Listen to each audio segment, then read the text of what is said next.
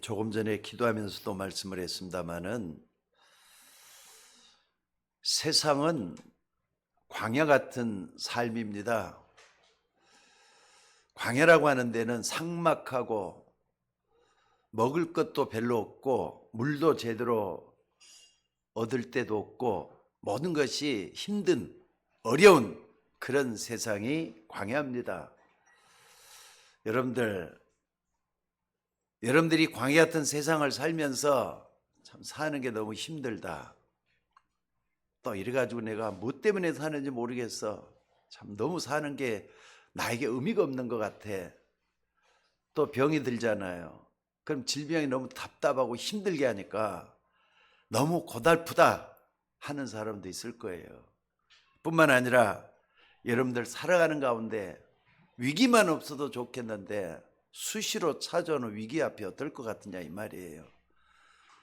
지금 일본 같은 데서는요, 2025년 7월 5일 날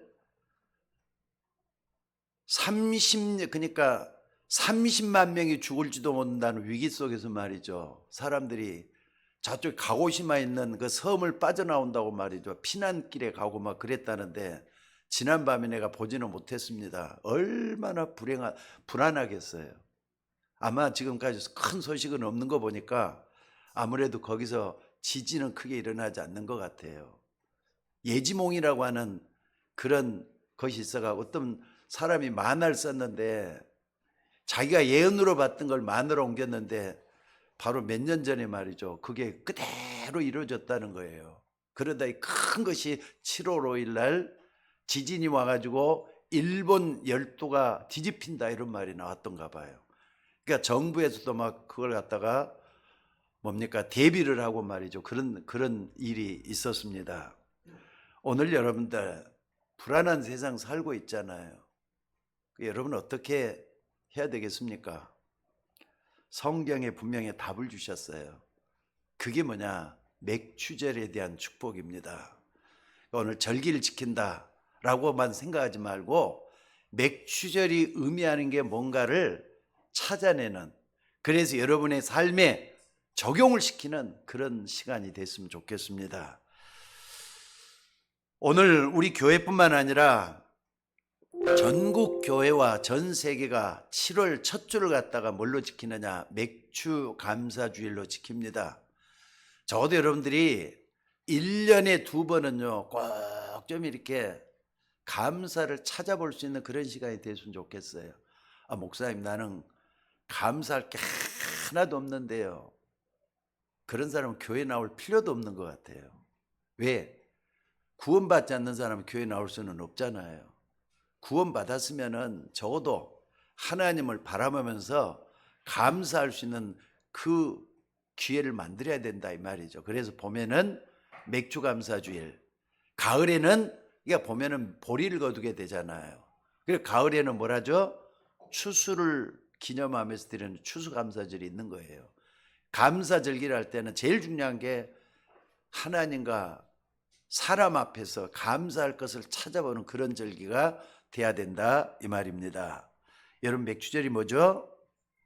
아니 우리가 어려운 중에 처음으로 보리를 거두게 돼서 하나님께 감사하는 절기다.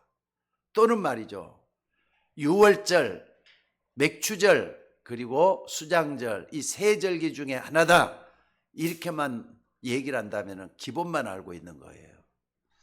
기본만 알아도 좋겠지만은 성숙한 성도가 돼야 되기 때문에 의미를 제대로 알고 맥추절에는 이런 의미가 있었구나 하는 걸 알아야 되지 않겠습니까?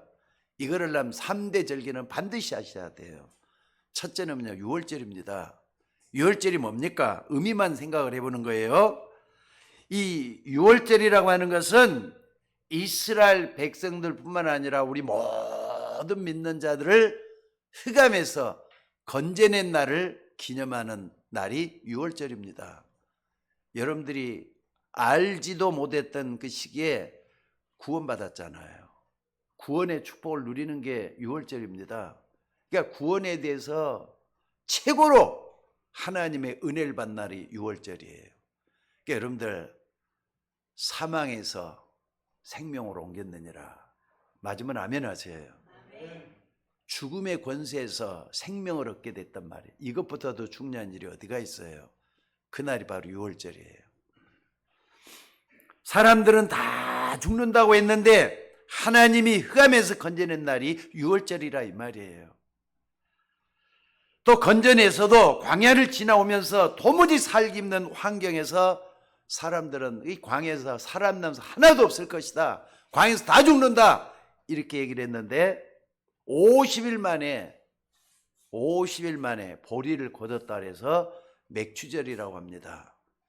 50일 만에 거두었다 그래서 오순절이라 그래요.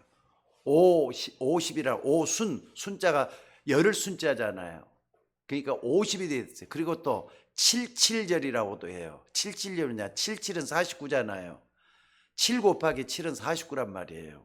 그러니까 광야로 가면은 다 죽을 거라 했는데 광야 가면서도 안 죽고 살아났어요. 그러니까 어디까지 갔느냐? 가나안에 들어갔어요. 가나안에 들어가는 우리의 미래, 또 우리가 영원한 저 천국을 들어가게 됐다. 가나안 땅에 들어갔다는 의미는요, 영적인 의미는 천국 가는 걸 얘기하는 거예요. 그게 여러분들 막연하게 좀 신앙생활 하지 말고 언약을 붙잡고 하나님 주시는 말씀을 통해서 힘을 얻는 우리가 되셔야 돼요.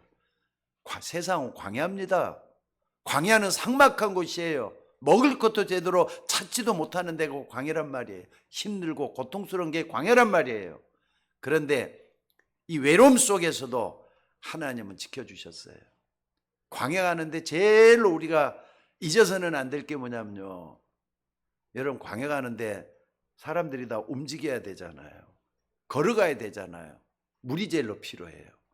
근데 바위에서 물이 나게 하시는 하나님이에요. 믿습니까? 기적이 하나님이란 말이에요. 그걸 믿으셔야 돼요. 먹을 것이 없잖아요. 아니 250만이 떠났는데 어떻게 그 사람들이 먹을 것을 얻겠어요? 다 죽게 생겼어요 진짜. 근데 큰일 났다고 자고 일어나 보니까 뭐가 폈어요? 만나가 이상하게 탁 폈어요. 모리밭에서 만나가 올라왔다니까요. 만나는 신기한 물건인데 아침에 일어나면 딱 이렇게 먹을 수 있도록, 그걸 딱 맛은 그렇게 맛있는 건 아니래요. 근데 만나를 먹고 이 사람들이 40년 동안이나 살았어요. 신기하죠? 그러니까 여러분 이런 하나님을 믿느냐 이겁니다. 여러분들 세상을 바라봐서는 절대로 희망이 없습니다. 맞습니까? 세상에서 바라볼 게 뭐가 있겠어요? 근데 하나님 바라보면 기적의 역사가 일어나요. 이걸 믿는 게 신앙생활이고 그 속에서 감사를 찾아내는 게 아주 중요한 우리가 돼야 될 줄로 믿습니다. 자, 그렇다면은 올 2025년에는 맥추절에 대해서 의미를 제대로 찾아보면서 여러분들이 말이죠, 진짜 감사할 조건들을 찾아봐야 돼요. 맥추절이 뭐냐? 아니 다른 사람들이 다 지금 교회가 지키는데 나하고는 전혀 멀리 있는 것 같고 그렇게 생각하지 마시고 하나님이 나에게도 맥추절에 대한 축복을 주셨다 믿으셔야 돼요. 의미를 제대로 알아야 되지 않겠습니까? 하나님은 애굽에서 노예로 있었던 이스라엘 백성을 출애굽을 시켜가지고 광야길로 인도하셨어요. 분명히 광야길로 인도하셨어요. 여러분 예수 믿어도 전부 다 기적이 일어나고 좋은 일만 생기고 나쁜 일은 하나도 안 생기고 그랬으면 얼마나 좋겠습니까? 근데 예수 믿으나 안 믿으나 똑같은 것 같단 말이에요. 어차피 또 광야길을 가고 있단 말이에요. 근데 여러분 생각을 해보셔요. 람셋이라는 애굽에서 떠나가지고요 가나안까지 걸어가는 제일 빠른 게 뭐냐? 해변길로 가는 게 제일 빨라요. 가면은 일주일밖에 안 걸려요. 근데 해변길로 가야 되는 하나님 광야로 들어가겠어요?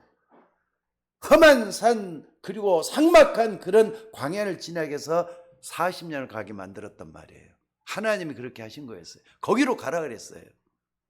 이유가 뭐겠습니까? 가나안 땅 가기가 그렇게 힘들거든요. 하나님은 쉬운 길로 가게끔 좋을 텐데 그건 우리 생각이고요. 하나님은 가나안 땅으로 가도록 하기 위해서 광야로 인도하신 거예요. 그러니까 여러분들 세상 살면서 예수 믿는 게 쉽다고만 생각하지 마셔야 돼요. 당연히 어려운 거예요. 그러나 가나안 땅은 반드시 들어가야 될 하나님의 축복의 땅이 되는 줄로 믿습니다. 그래서 오늘 여러분들 이 가나안 땅 가는 광야길 너무 어렵고 도와주는 사람도 없고 삭막하고 고통도 많은 그런 길이었다 이 말입니다. 근데 왜 하필 하나님이 그런 길로 인도하겠는가? 그러니까 예수 믿는다고 해서 당장 좋은 것만 있고 행복한 것만 있고 기대하지 마셔야 돼요. 근데 어느 날 딱 보면요, 이건 체험해 본 사람만이 알 수가 있어요. 아, 그래서 하나님이 광야의 길을 가게 했구나. 그러니까 뭐냐면요, 끝까지 하나님을 바라보고 믿는 사람들, 그 한 사람을 원하는 거예요. 여러분들 신앙생활은 100명인 100명이 다 가나안 땅 도착하는 거 아닙니다. 생각을 한번 해보세요. 250만 명이 다 떠났어요. 근데 후대들은 놔두고 떠났던 250만 명 가운데 가나안 땅에 넣어놓으면 딱 두 사람밖에 없어요. 모세도 못 들어갔어요. 여호수아 갈렙밖에 못 들어갔어요. 나머지는 후대들이 들어갔잖아요. 후대들이.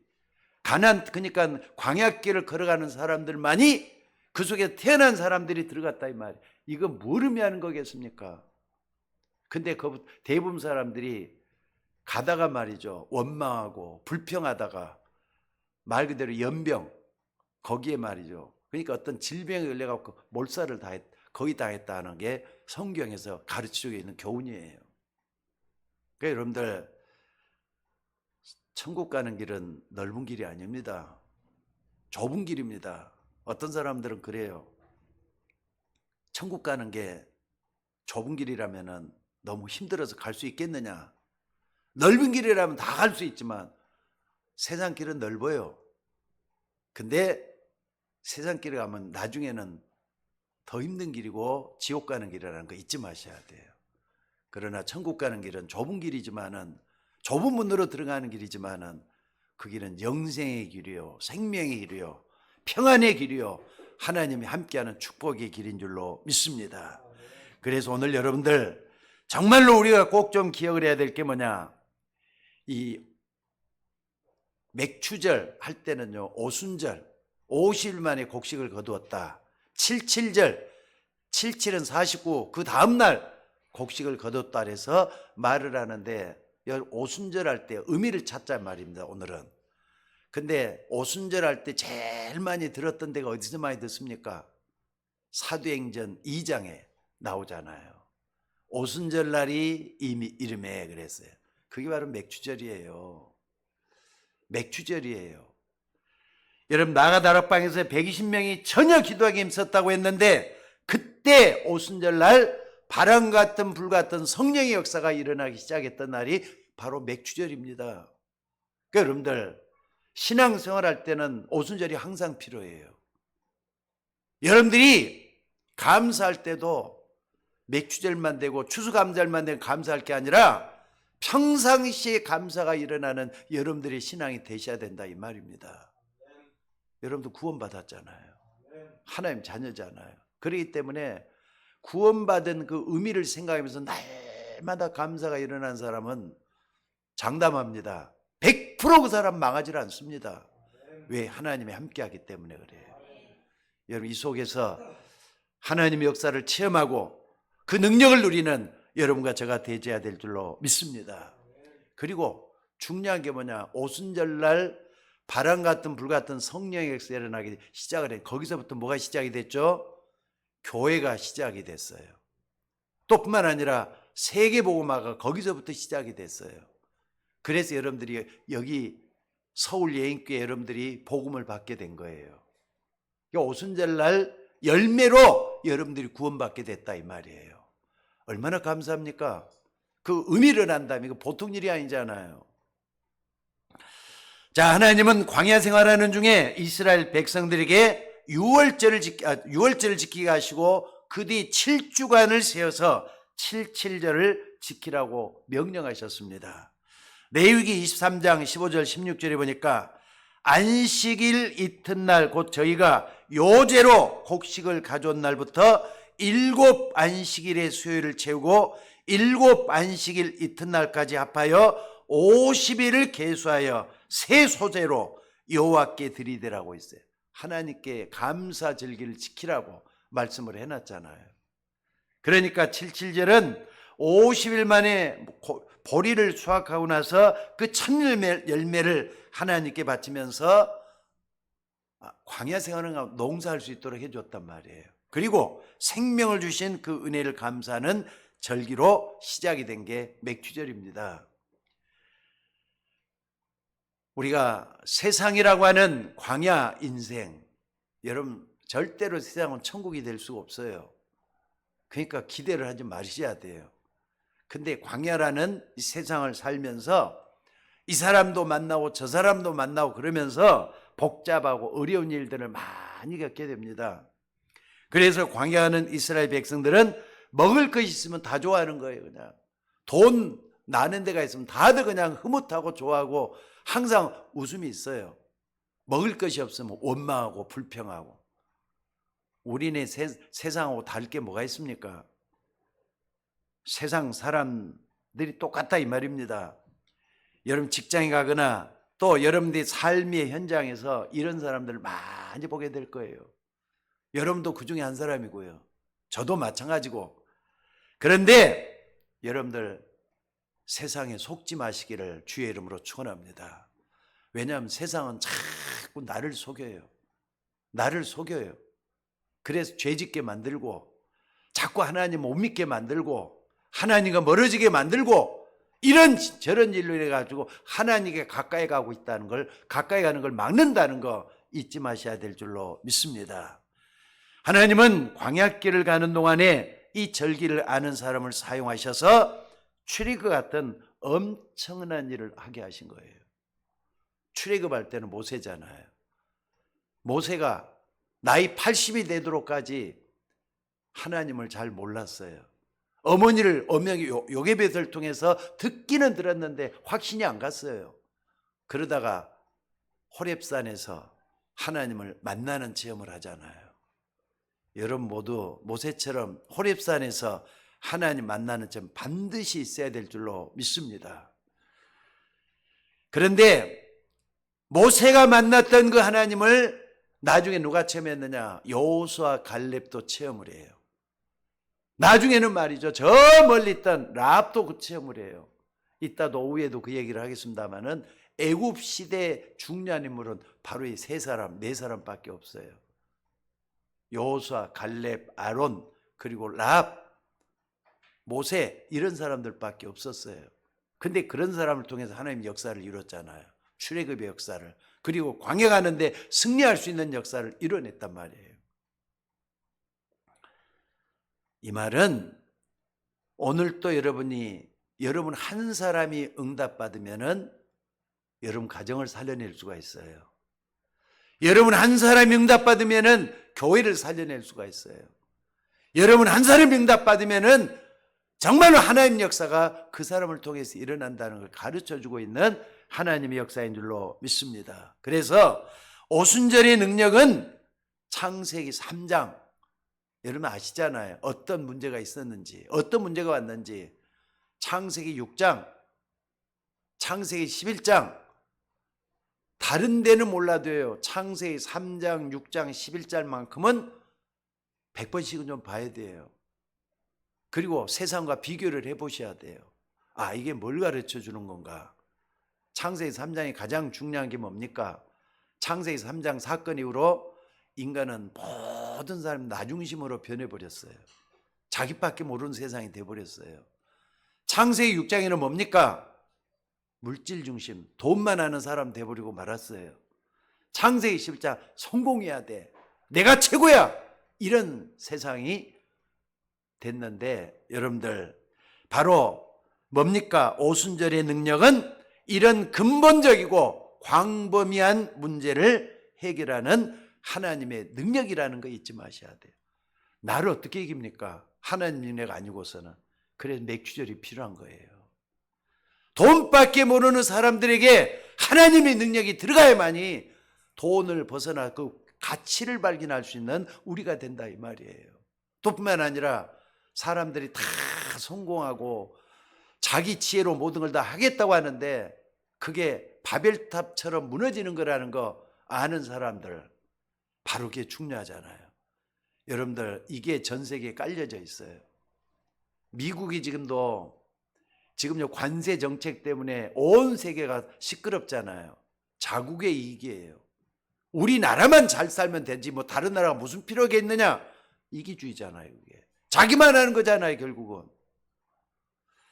자, 그래서 여러분들, 이스라엘 민족이 지금 애굽에서 노예 생활을 했다고 했는데 이걸 잘 보셔야 돼요.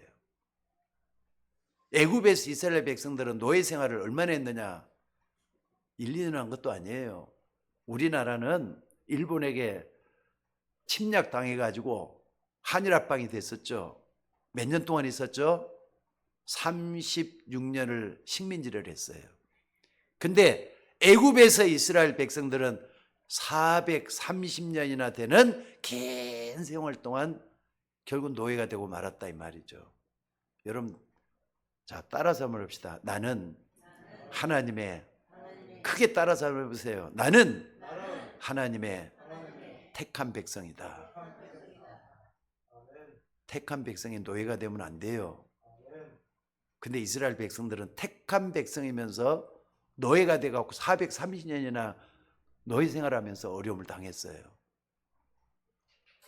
근데 하나님의 백성이 하나님 주신 언약을 놓치고 몸부림치다 보니까 불신자의 노예가 되고 말았는데, 하나님 어느 때 해방시켰느냐? 양의 피를 바르는 날 해방시켰어요. 양의 피는 뭡니까? 여러분들이 십자가의 비밀을 통해서 예수님이 피 흘렸다 그랬잖아요. 이거 잘 깨달으면은 여러분도 모든 날을 새 살처럼 얽혀매고 있는 여기서부터 해방받을 수가 있어요. 믿으셔야 돼요. 하나님은 이걸 가르쳐주고 있다는 거 믿으셔야 돼요. 그리고 강행하는 동안에 대부분 사람들은 뭐 하느냐? 대부분의 이스라엘 백성들이 불신앙 때문에 다 무너졌어요. 불신한 사람들은 원망하잖아요. 불평하잖아요. 세상만 따라가잖아요. 근데 유월절 언약을 붙잡은 사람들에게 오순절의 언약을 주셨다 이 말입니다. 그러니까 오순절은 누가 지키느냐? 유월절을 지난 사람들이 지키는 거예요. 구원의 축복을 받은 사람들만이 오순절의 축복을 누릴 수가 있게 된다 이 말입니다. 그러니까 맥추절은 광야의 위기 속에서 그 위기를 이겨내는 방법이에요. 오늘 여러분들 이 언약을 굳게 붙잡는 여러분들 되시기를 주의 이름으로 축원합니다. 사실 우리가 세상에서 말이죠, 신앙생활 한다는 거 보통 어려운 일이 아닙니다. 전부 다들 신앙생활 너무 안 된다, 어렵다 다 얘기할 수밖에 없어요. 주일날 좀 나가려면 이게 걸리고 저게 걸리고 포기하고 싶을 때가 한두 번이 아니었을 거예요. 또 좀 더 이렇게 유두리 있게 좀 어떤 때는 좀 넘어가고 싶고, 근데 목사님은 철저하게 해야 된다 말을 하지 너무 힘들고 어려운 게 신앙생활이에요. 그런데 그게 아닙니다. 잠시 그렇게 보일 뿐이에요. 그래서 어떻게 해야 되는 겁니까? 여러분들이 언약 붙잡고 있으면은 오순절의 역사가 일어나게 돼 있는 거예요. 믿으셔야 돼요. 언약을 붙잡는 게 가장 중요해요. 그러니까는 주일날 올 때는 예배 시작 전에 사모님이 항상 말씀을 한 게 뭐냐면은 지난 주일날 붙잡았던 언약을 오늘까지 붙잡고 있는 이걸 얘기하시잖아요. 여러분들이 지난주에 목사님 무슨 설교했다, 그걸 딱 붙잡고 다음 주까지 그걸 한 주 동안 내내 간직하고 언약으로 붙들고 있어야 된다 이 말. 그런 사람에게는 오순절의 축복이 일어나게 돼 있다 이 말이에요. 믿으시기를 주의 이름으로 축원합니다. 그래서 오순절의 역사가 뭐냐? 성령의 역사예요. 하나님의 영이 나에게 충만하게 역사하더라, 이걸 체험하는 것이 중요해요. 구원받은 하나님의 자녀에게만 일어나는 성령의 역사, 그게 뭐냐면 오순절이요 맥추절이라 이 말이에요. 그래서 여러분들 교회 오면은 항상 진짜 언약을 붙잡으셔야 돼요. 믿음은 어디서 오는 겁니까? 여러분, 믿음은 어디서, 나는 믿음이 왜 이렇게 없는지 모르겠어. 그런 사람 있죠? 믿음은 어디서 옵니까? 믿음은 들음에서 나며 들음은 그리스도의 말씀에서 온다 그랬어요. 그러니까 여러분들이 설교를 들을 때도 목사님 설교로 듣지 말고 하나님의 음성으로 들을 수 있는 여러분들이 되셔야 돼요. 하나님이 오늘 또 나에게 말씀하신데 이걸 붙잡을 수 있는 여러분이 되셔야 된다 이 말입니다. 그런데 우리는 자꾸 무엇에 속느냐? 우리 집이 어떻고, 우리 회사가 어떻고, 또 우리 가문이 어떻고, 우리 애는 어떻고, 보이는 현실에 자꾸 속아요. 한번 봐보세요. 여러분들 신앙생활 이렇게 하면 되겠습니까? 주일날 말이죠. 주일날 예배 한번 딱 나오고 신앙생활 다 하는 겁니까? 나는 좀 의심스러워요. 목사면서 이런 말 한다 생각하지 마시고 여러분 스스로가 생각을 해보세요. 우리는 아침에도 밥을 먹고 낮에도 밥을 먹고 저녁에도 밥을 먹고 수시로 또 간식도 먹고 또 이것도 먹고 저것도 먹고 하루 종일 먹는다고 봐야 되는데 일주일에 딱 한 번 말씀 보고 끝나버리는 사람들이 대다수예요. 근데 성경에는 그렇게 돼갖고 있질 않아요. 사람이 떡으로만 사는 게 아니라 하나님 입에서 나오는 모든 말씀으로 살 거라고. 다시 한번 생각을 한번 해보세요. 신앙생활 내가 이렇게 해서는 안 되는데 하는 분들은 정말로 하나님 말씀 속에 좀 깊이 들어가서 나를 바꿀 수 있는 여러분들이 되셔야 될 줄로 믿습니다. 현실에 속지 말라 이 말입니다. 자꾸 내놓고 나는 믿음이 없네, 나는 말씀 받는 게 너무나도 약하네, 약한 말씀만 하지 마시고 은혜 속에 좀 들어가서 나를 바꾸는 여러분들이 되셔야 될 줄로 믿습니다. 그래서 여러분이 절대로 변치 않는 하나님의 언약을 분명히 붙잡고 기도하면서 기다리고 있으면은 반드시 하나님 나라가 임하게 될 줄로 믿습니다. 하나님 나라는 다른 말로 응답이에요. 하나님은 여러분에게 응답하시게 돼 있다 이 말입니다. 그날이 뭐냐? 오순절이에요. 그날이 맥추절이라 이 말입니다. 여러분이 언약을 붙잡고 진짜 기도하면서 기다리면은 하나님 나라가 임하게 될 줄로 믿습니다. 성령 임하고 사단이 결박되면 하나님 나라가 임하였느니라. 마태복음 12장에서 예수님 직접 말씀을 했어요.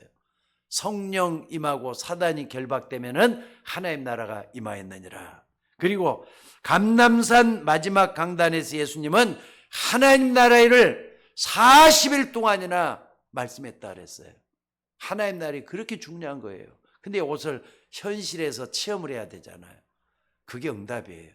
여러분들 하나님의 응답 막연하게 생각하지 말고 그래서 하나님 나에게 이렇게 응답하셨고 저래서 하나님 이렇게 응답하셨고 붙잡으셔야 돼요. 하나님 응답을 찾아내셔야 돼요. 분명히 여러분 응답 받았어요. 그러니까 이 자리에 있는 거죠. 막연하게 보지 말고 하나님 사를 볼 수 있는 여러분이 되셔야 될 줄로 믿습니다. 근데 세상을 살아가면서 불신자들을 만나보면은요, 여러분들 불신자들이 여러분을 얼마나 조롱합니까? 나름대로 열심히 신앙생활을 하겠다고 말씀 붙들고 있는 여러분들은 말이죠, 조롱을 하잖아요. 근데 여러분들, 여러분을 조롱만 하는 게 아니라 속으로 다 보고 있다는 거 잊지 마셔야 돼요. 다 듣고 있어요, 여러분에 대해서. 사실 그 사람들은 내가 힘든 만큼 더 힘든 생활을 하고 있는 거예요. 고통도 더 많이 받고 복잡하고 속이는 것도 더 많이 속이고, 그래도 여러분 그나마도 말이죠, 하나님 자녀이기 때문에 좀 절제도 하고 안 하겠다고 하면서도 그렇게 나가잖아요. 근데 그 사람들이 진짜 힘들 때는 여러분을 찾게 돼 갖고 있어요. 비교하게 돼 있다 이 말입니다. 그래서 진짜 그래, 저 사람에게는 뭔가 있는 것 같아, 저 사람에게 정말 내가 알지 못하는 뭐 신비로운 것들이 있는 것 같으면서 찾아와서 비교를 한다니까요. 그러니까 여러분들 꼭 좀 속지 마셔야 돼요. 그래서 베드로 같은 사람은 뭐라 그랬느냐? 마귀에게 틈을 주지 말라 그랬어요. 마귀에게 틈을 주지 말라.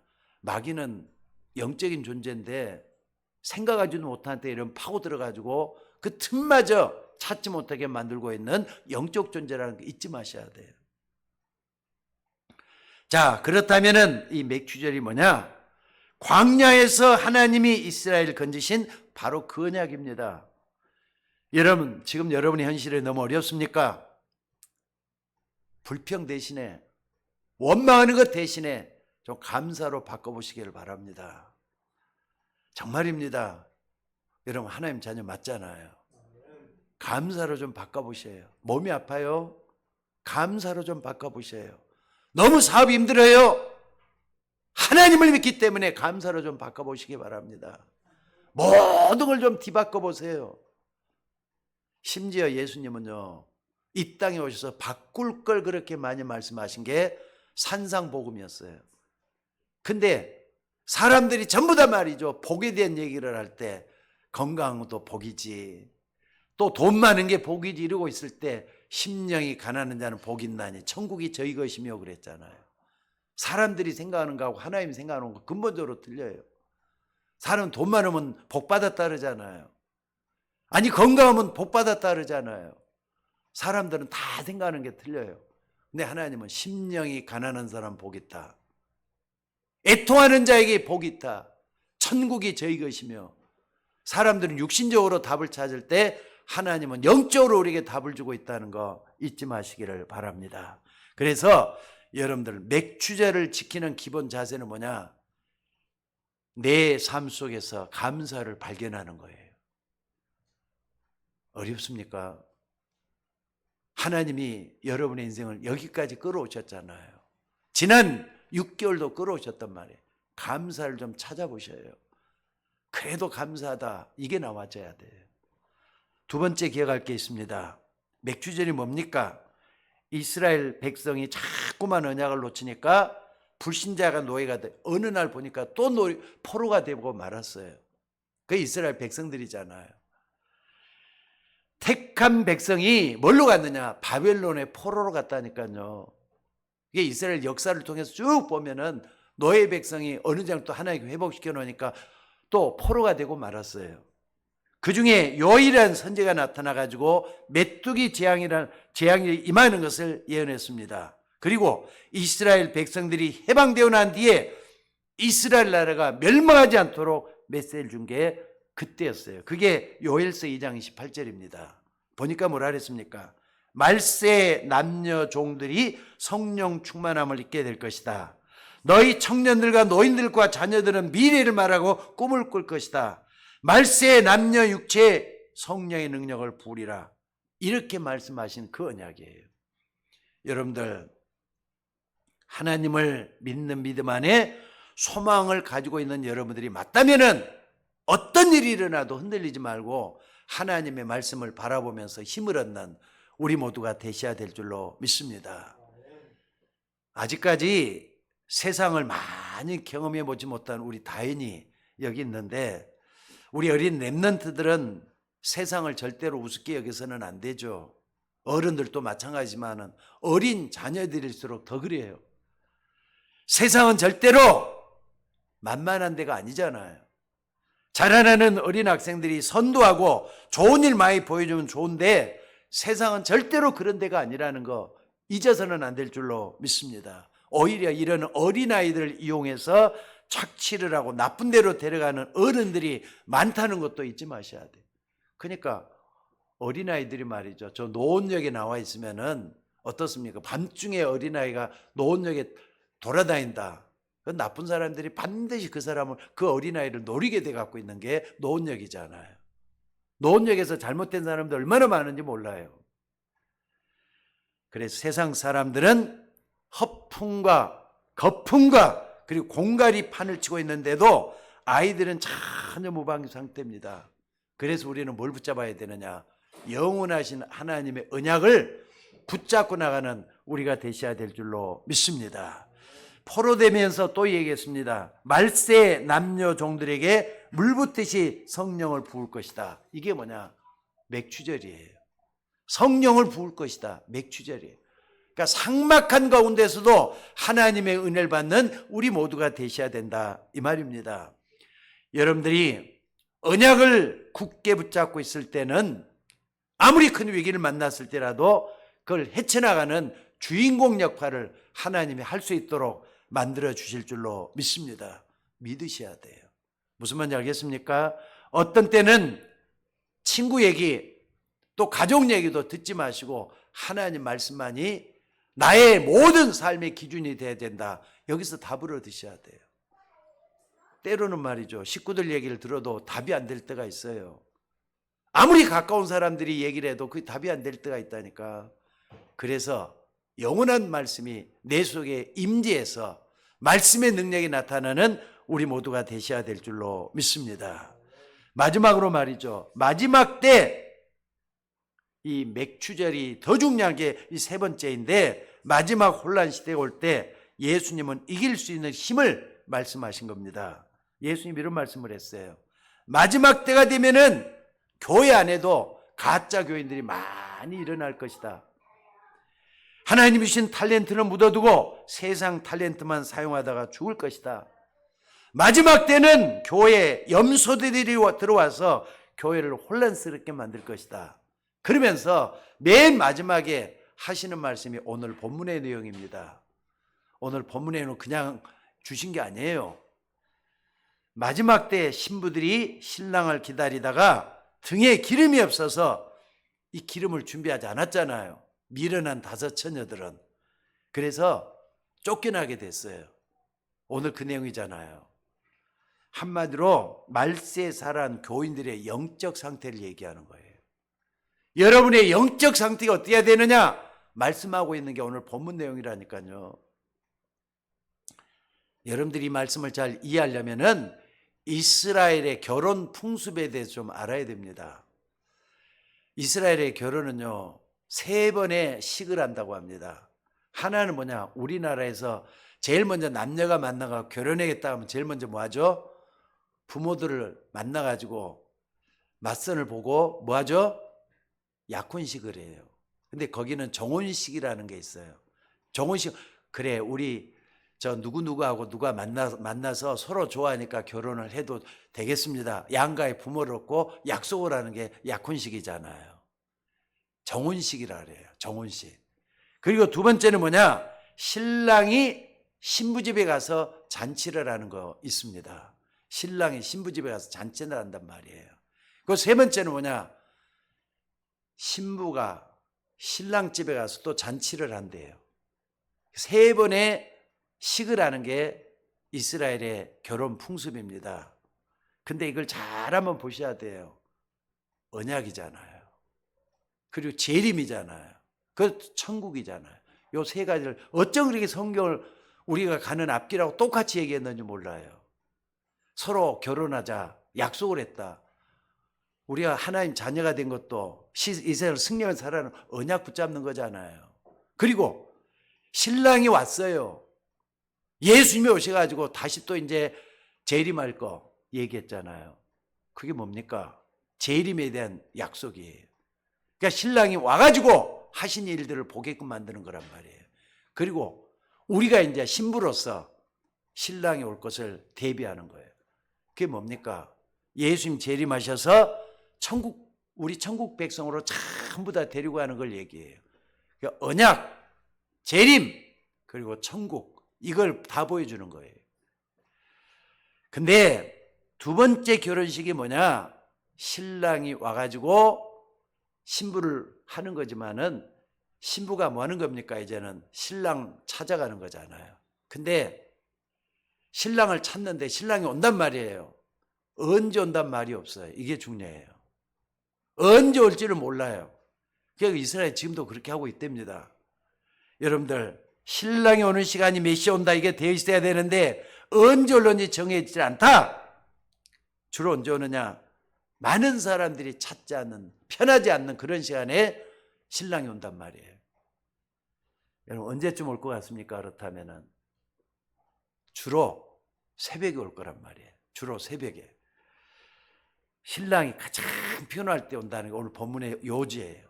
자, 그러면은 여러분 한번 봐봅시다. 여러분 신랑을 기다리는 신부와 옆에 들러리들 등을 가지고 준비한단 말이에요. 근데 미련한 다섯 처녀는 등은 준비를 했어요. 근데 뭐가 준비 안 됐어? 뭐가 준비 안 됐어? 기름이 전혀 준비가 안 돼 갖고 있어요. 근데 지혜로운 다섯 처녀는 신랑이 언제 올지 모르지만은 등을 가지고 기름을 충분히 준비를 했단 말이에요. 언제 와도 괜찮을 정도로 준비를 하고 있어요. 근데 신랑이 진짜 왔단 말이에요. 신랑이 진짜 왔니까 지혜로운 다섯 처녀는 등에다 불을 붙여가지고 신랑을 맞이했다 그랬어요. 5명이. 근데 미련한 다섯 처녀는 잠자다 말 깨어가지고 말이죠. 불 붙이려고 하니까 기름이 없어요. 그러니까 지혜로운 다섯 기름은 잘 안 달라. 주겠어요 안 주겠어요? 자기 기름도 없는데 오늘 내용이 그겁니다. 기름을 준비하냐는 미련한 다섯 처녀. 여러분의 영적 상태를 의미하는 겁니다. 여러분이 천국에 대해서 준비하고 있는 여러분의 마음 상태를 얘기하는 겁니다. 마지막 때 성령의 기름 능력이 없으면은 불을 밝힐 수도 없어요. 그러니까 신랑이 와도 맞이할 수 있는 능력이 전혀 없는 거예요. 죄악 속에 빠져 있다든지 여러분이 게으름 속에 빠져 있다든지 제대로 안 오고 있다가 재림 예수가 오신다 이 말이에요. 그럼 어떻게 할 겁니까? 이걸 여러분들이 보라는 겁니다.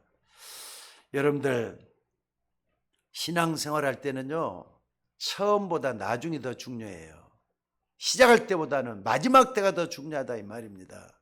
그러니까 여러분들 마지막 때 하나님의 역사를 바라볼 수 있는 여러분이 되셔야 될 줄로 믿습니다. 왜? 마지막 때는 눈에 안 보이는 흑암에 붙잡힌 사람들이 모두 문화를 다 장하게 될 거예요. 그러니까 문화 따라 세상 물결 따라 사람들이 다 가버려요. 심지어 말이죠. 그 옛날 영국 같은 데서는요 100%가 다 예수 믿는 사람들이었어요. 근데 지금 영국에서는 30% 20% 앞에 예수 믿는 사람이 없답니다. 무슨 말인지 알겠습니까? 영국에서부터 청교동맹이 일어났어요. 프랑스에서부터 말이죠. 누굽니까? 그 칼빈 같은 사람들이 프랑스 사람이거든요. 이 사람들이 일어나가지고 종교개혁을 일으켰어요. 근데 거기는 신기하게 천주교가 더 발달이 돼 갖고 있어요. 복음이 점점 사라지고 있는 때 돼 갖고 있어요. 여러분들이 뭐 하고 있느냐? 등불을 켜고 있어야 되는 거예요. 문화가 자꾸 여러분들을 뒤집어서 예수 못 믿는 그런 데로 끌고 가고 있다 이 말입니다. 그러니까 마지막 때 흑암 세력에 붙잡힌 사람들이 경제와 모든 문화를 장악할 것인데 이때 이겨낼 수 있는 살아있는 믿음을 가지고 있어야 된다 이 말이에요. 여러분들은 어떤 의미에서는 신앙이 생존보다 더 중요할 때가 있는 거지 않습니까? 여러분들 아무리 먹고 사는 게 중요해도 신앙이 더 중요할 때가 있잖아요. 이걸 붙잡으셔야 돼요. 그래서 우리는 신앙생활 제대로 하자는 겁니다. 그래서 예수님 말씀을 맨 마지막에 하신 말씀도 그거예요. 오직 성령이 내게 마시면 너희가 권능을 받고 예루살렘 온 유다 사마리아와 땅끝까지 이르러 증인이 될 것이다. 중요한 거 그거예요. 오직 성령이 내게 마시면 요 놓고 기도하셔야 돼요. 하나님 내 마음, 내 생각, 내 삶, 내 가정, 내가 섬기는 교회 성령으로 충만하게 임하여 주옵소서. 이 기도 계속하고 기다리고 있으셔야 돼요. 그럼 반드시 뭐가 일어난다고요? 오순절의 역사가 일어나게 될 줄로 믿습니다. 그래서 오늘 여러분이 광야같은 세상에서 위기를 만나고 마지막 때에 하나님께 속지 않도록 확실한 언약을 주셨다는 거 잊지 마시고, 언약은 절대로 무너지질 않습니다. 언약은 완전히 하나님의 역사를 일으켜내게 될 줄로 믿습니다. 그래서 우리 서울예인교회는요 세상이 아무리 험하고 어려워도 오직 복음만 말하는 그런 교회가 되어야 될 줄로 믿습니다. 그래서 오늘 여러분들 교회가 인본주의 안 쓰고 또 여러분들이 막 복음만 말한다 해가지고 딱딱하다 하지 마셔요. 어떤 분은 그래요. 목사님이 설교를 어떻게 저렇게 하냐고 똑같은 얘기만 하는지 모르겠다. 그게 그리스도만 얘기하는데 딱딱할 수가 있잖아요. 근데 그리스도를 힘을 얻으셔야 돼요. 그리스도밖에 없다고 여러분 답을 붙잡으셔야 돼요. 미국에 어떤 교회에서 이런 일이 일어났다고 합니다. 사람들이 말이죠, 교회에서 한참 이제 예배를 드리고 나서 정식을 먹을 때였대요. 근데 한 젊은 노숙자 청년이, 그 사람이 깊은 병을 가지고 있었는가 봐요. 근데 앞에서, 교회 앞에서 좀 이렇게 좀 아마 동량을 좀 얻으러 왔던 모양이에요. 돈 몇 푼을 좀 얻으러 왔던 모양이에요. 근데 떠들러 본 사람이 한 사람도 없어. 식당 있는 쪽으로 가가지고 이 노숙자 청년이 거기 있는 사람한테 질문을 했대요. 무슨 질문을 했느냐? 당신들은 예수님처럼 살고 있느냐? 이 질문을 했대요. 그러니까 정신 먹고 있는 사람들에게 갑자기 청년 하나가 자기 마음대로 안 된다고, 당신들은 예수님처럼 살고 있느냐? 이런 질문을 딱 해놓고 뒤돌아서면서 가다가 쓰러졌대요. 근데 거기서 죽어버렸어요. 무슨 병이 있는지 그건 잘 밝혀놓질 않았더라고요. 죽어버렸어요. 아니, 교회 앞에서 사람이 하나 죽었으니까 얼마나 깜짝 놀랄 일입니까?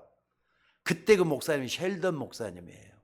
그 셸던 목사님이 많은 충격을 딱 받고 나서 그 다음 주일날 설교를 하면서 이런 설교를 했다고 합니다.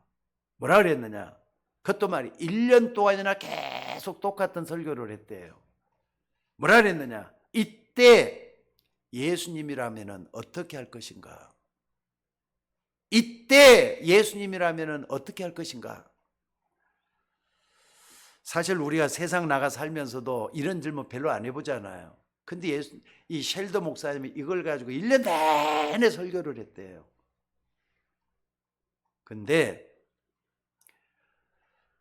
책까지 나왔어요. In His Step이라는 말입니다. 주의 발자취를 따라라는 책이 나와갖고 요 설계를 1년 동안 하는 가운데서 굉장한 간증거리들이 많이 나왔대요. 그래, 어떤 신문 편집장은 수익보다는 진리를 전하기로 결심했다고 하고, 또 어떤 가수는 화려한 공연을 포기하고 가난한 사람 돕는 데 헌신했다고 하기도 하고, 이런 일들이 계속 일어나가지고 간증들만 놓아놓았던 것이 인히스트랍이라는 거예요. 여러분 한번 생각을 한번 해봅시다. 그 후부터 말이죠, 도시에 있었던 술집, 범죄, 가난의 문제를 직접적으로 다루면서 지역사회가 예수 믿는 사람들이 변화돼가는 그런 모습을 그려놨다고 합니다. 자, 그런데 오늘 우리는 보통 그렇게 살지 않고 밖에 나가면 어떻게 하느냐? 현실과 주변 상황에 자꾸 속아버려요. 그 말은 무슨 말? 현실에 동화되어 간다 이 말, 세상 따라간다 이 말이에요. 여러분들 다시 한번 여러분에게도 한번 질문 드려봅니다. 나는 예수님처럼 그렇게 살고 있는가? 예수님 생각을 하고 있는 것인가? 질문 한번 해보셔야 돼요. 적어도 여러분들은 기독교인이기 때문에 하나님 자녀라는 특권을 가지고 있어요. 맞습니까? 하나님 자녀의 특권을 가지고 구원받았잖아요. 기도할 수 있는 능력을 가지고 있잖아요. 기도응답 받게 되잖아요. 성령이 여러분과 함께 하시잖아요. 또 뿐만 아니라 흑암 세력이 꺾일 수 있는 권세가 주어져 있잖아요. 여러분들 믿으셔야 돼요. 근데 그 모든 특권 내려놓고 현실에 안주해 가지고 있다 보면은 자기도 모르고 그에 빠져들어간다 이 말입니다. 적어도 여러분들은 요셉의 형들처럼 어린 요셉을 계속 괴롭혀서는 안 돼요. 맞잖아요. 사울왕이 다윗을 그렇게 괴롭혔어요. 인생의 반 이상을 쫓아다니면서 사울이 말이죠, 다윗을 죽이려고 했다니까요. 게다가 광야에 있는 이스라엘 백성들이 요구하는 그 수준에 있어서는 안 된다 이 말. 원망하고 불평하고 먹을 것 달라고 몸부림치고 그 수준 돼서는 안 된다 이 말입니다. 여러분의 영적 수준은 하나님 주신 축복에 맞춰야 돼요. 맞습니까? 하나님은 여러분을 축복하시기를 원하셔요. 그래서 여러분들은 행복한 사람 되셔야 돼요. 그래서 뭐라 그랬느냐? 신명에서 맨 마지막에 보면요, 너희는 행복한 하나님의 사람이로다, 이런 말씀을 하고 있어요. 행복한 하나님 축복을 알기 때문에 그런 말 할 수 있는 거 아닙니까? 자, 오늘 여러분들 누가 뭐래도 여러분은 하나님의 자녀요, 하나님의 백성이요, 세상과 여러분의 가정과 여러분의 교회를 살릴 수 있는 하나님의 자녀가 된 줄로 믿습니다. 그렇다면 나에게 하나님 나라가 임하도록 기도하시는 여러분들 되시기를 바랍니다. 여러분이 언약을 똑바로 붙잡을 때 성삼위 하나님 반드시 역사해요. 말씀으로 나에게 임하시고 구원의 역사가 일어나고 능력이 나타나게 돼 있어요. 또 뿐만 아니라 보좌의 축복이 일어나게 돼 있어요. 여러분들이 기도할 때, 여러분이 말씀 붙잡을 때 천군 천사가 돕고 있다는 걸 알고 계십니까? 저는 100% 믿습니다. 능력 있어 여호와의 말씀을 이루며 말씀에 소리를 듣는 너희 천사예요. 여호와를 송축하라. 여호와의 능력 있어 말씀을 이루어가는 너희 천군이여 여호와를 송축하라. 말씀을 붙잡을 때 하나님 천사를 보내서 여러분을 도와줄 줄로 믿습니다. 기도할 때도 마찬가지예요. 기도할 때도 성도들의 기도들과 합하여 보좌 금단에 드리고를 함이라 그랬어요. 여러분들이 기도할 때 천군 천사가 여러분을 돕고 하나님 나라를 이루게 만들고 있다 이 말. 그러면서 반대로 뭡니까? 흑암은 반드시 꺾이게 돼가고 있어요. 쉽게 얘기할게요. 여러분이 기도하고 말씀을 붙잡을 때 빛이 들어온단 말이에요. 그러면 어둠은 물러가게 돼 있는 거 아닙니까? 맞습니까? 여러분의 삶 속에 어둠이 물러가고 빛이 찾아들어서 행복하고 축복받는 여러분으로 하나님 만들어 가실 줄로 믿습니다. 오늘 맥추절의 언약을 딱 붙잡고 한 주 동안 좀 기다리면서 응답을 받는 여러분이 되시기를 바랍니다. 6월절이다, 수장절이다, 맥추절이다. 맥추절의 특징이 뭐냐? 아무리 어려워도 그 속에서 하나님의 섭리를 믿고 감사를 찾아내는 절기가 되자는 겁니다. 그러니까 한 주 동안이라도 어려운 거 힘든 것만 생각하지 말고 그 속에서 하나님 나를 지켜주시고 보호해주시는 감사를 찾아내는 여러분들이 되시기를 주의 이름으로 축원합니다. 기도합시다. 하나님 은혜를 감사합니다. 오늘 또 주의 이름으로 기도하는 주의 종들에게 성령 충만하게 임하여 주옵소서. 하나님의 말씀으로 충만하게 하시고 하나님의 능력으로 충만하게 하시고 하나님의 지혜가 넘쳐나도록 인도하여 주시옵소서. 그래서 바람 같은 불 같은 성령의 역사가 주의 종들에게 임해져서 세상을 승리하고 세상을 밝게 만드는 주의 종들 되도록 인도하여 주옵소서. 감사드리며 우리를 구원하신 예수님의 이름으로 기도드리옵나이다. 아멘.